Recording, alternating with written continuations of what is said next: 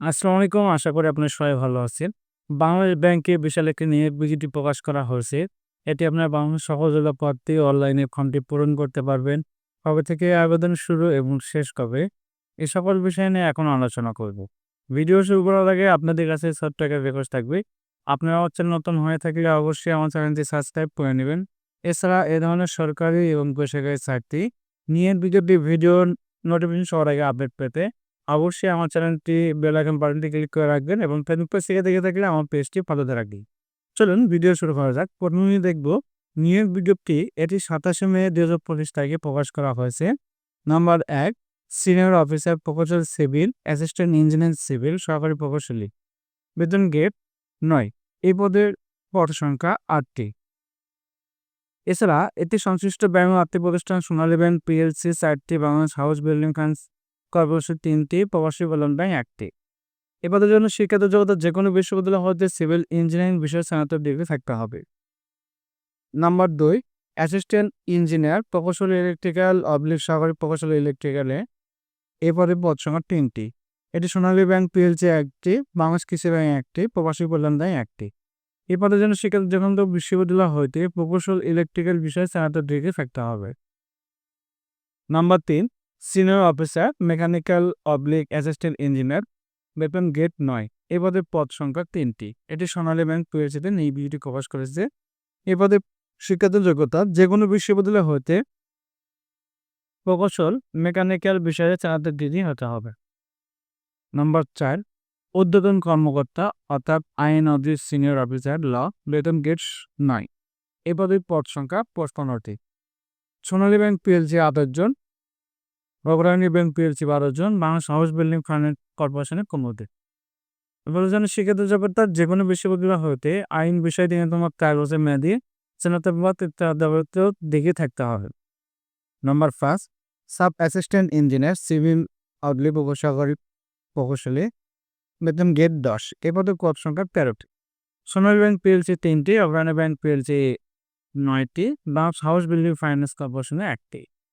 শিক্ষাগত যোগ্যতা যেকোনো তখন অনুমোদিত পলিটেকনিক ইনস্টিটিউট কলেজ হতে সংশ্লিষ্ট বিষয়ে প্রকৌশল ডিপ্লোমা ইঞ্জিনিয়ারিং হতে পারে।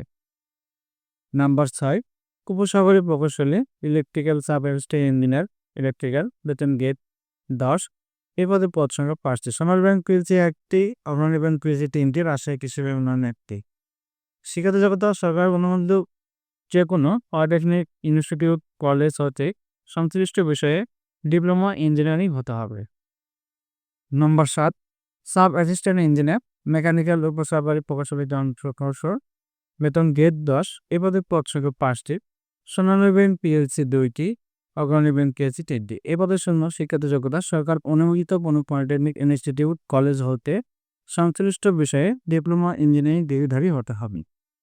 নাম্বার ৮, সিনিয়র অফিসার নিরীক্ষা। বেতন গ্রেড ৯। এই পদের পদ সংখ্যা ১৫টি। এটি অগ্রণী ব্যাংক পিএলসি নির্দেশে প্রকাশ করেছে।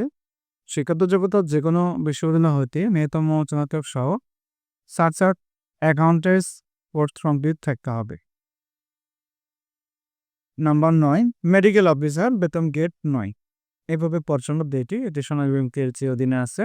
শিক্ষাগত যোগ্যতা যেকোনো বিশ্ববিদ্যালয় যেকোনো শিক্ষিত মেডিকেল কলেজ হতে এমবিবিএস উত্তীর্ণ হতে হবে এবং বিএমডিসি হতে রেজিস্ট্রেশন পত্র থাকতে হবে। তো প্রত্যেক পদের জন্য এখানে জব আইডি দেওয়া রয়েছে, আপনারা ভালো করে দেখে দিবে এবং বেতন স্কেল পাতো এখানে সবকিছু সুযোগ সুবিধা উল্লেখ করা আছে। এখন আলোচনা করব এই নিয়মাবলী বা শর্তাবলী। যেমন আবেদনকারী বয়স 18/11/2024 তারিখের মধ্যে সর্বোচ্চ 21 থেকে 32 বছর হতে হবে। আবেদনপত্র দাখিলের শেষ সময় 29/6/2025 রাত 12টা পর্যন্ত আপনার অনলাইনে ফর্মটি পূরণ করতে পারবেন এবং ভেরিফাই পেমেন্ট এবং ট্র্যাকিং পেজ সংগ্রহ শেষ সময় 2/7/2025 রাত 12টা পর্যন্ত আপনারা অনলাইনে ট্র্যাকিং পেজ সংগ্রহ করতে পারবেন। আবেদন ফি অপরিশোধযোগ্য 200 টাকা আপনাকে অনলাইন ফি জমা দিতে হবে। এখন আলোচনা করবে কিভাবে আপনারা অনলাইনে আবেদন করবেন এবং সেই বিষয় নিয়ে অনলাইনে আবেদন করার জন্য যে কোনো একটা ওয়েব ব্রাউজারের মাধ্যমে recruitment.bb.org.bd এর সাইটে প্রবেশ করে আপনি অনলাইনে ফর্ম পূরণ করতে পারবেন। অনলাইনে ফর্ম পূরণ করার জন্য সিভি আইডি নাম্বার, আপনি যারা ইতিমধ্যে আবেদন করেছেন তাদের একটি সিভি আইডি নাম্বার আছে এবং পাসওয়ার্ড আছে, সেটি ব্যবহার করে আপনি অনলাইনে আবেদন করতে পারবেন। এবং যাদের সিভি আইডি নাই তাদেরকে অবশ্যই রেজিস্ট্রেশন করে সিবি আইডি তৈরি করতে হবে। সেক্ষেত্রে এসএসসি তথ্য, বাবা-মা, পিতামাতার নাম এগুলো সংগ্রহ করতে হবে এবং এগুলো ফিল আপ করে আপনাকে একটি CV ID, photo, signature upload করে সিবি তৈরি করতে হবে। সিবি তৈরি করার পর আপনি ওখান থেকে একটা ইউজার আইডি, সিবি আইডি এবং পাসওয়ার্ড পাবেন। সেগুলো দিয়ে আপনারা অনলাইনে আবেদন করতে হয়। তো এখানে এখন আলোচনা করব পেমেন্ট পদ্ধতি অর্থাৎ পেমেন্ট কিভাবে করবেন সে বিষয়ে। সাধারণত রকেট অ্যাপসের মাধ্যমে আপনি অনলাইনে পেমেন্ট করতে পারবেন।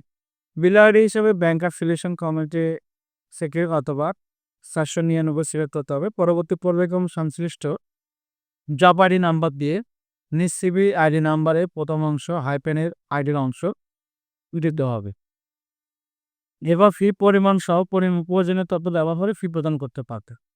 ফি প্রদান করলে প্রার্থী মোবাইলের মেসেজ অপশনে একটি ট্রানজাকশন আইডি আসবে, সেটা অবশ্যই সংগ্রহ করে রাখতে হবে। তো এই ছিল আজকের ভিডিও। আমার এই ভিডিওটি যদি ভালো লেগে থাকে অবশ্যই আমার চ্যানেলটি আপনারা সাবস্ক্রাইব করে নেবেন। আমি আবারও বলছি, এ ধরনের সরকারি এবং বেসরকারি চাকরি নিয়ে ভিডিও নোটিফিকেশন সবার আগে আপডেট পেতে অবশ্যই আমার চ্যানেলের বেল আইকন বাটনটি ক্লিক করে রাখবেন এবং ফেসবুক পেজ থেকে দেখে থাকলে অবশ্যই আমার পেজটি ভালো ফলো দিয়ে রাখবেন এবং বন্ধুদের কাছে শেয়ার করে দিবেন। ধন্যবাদ।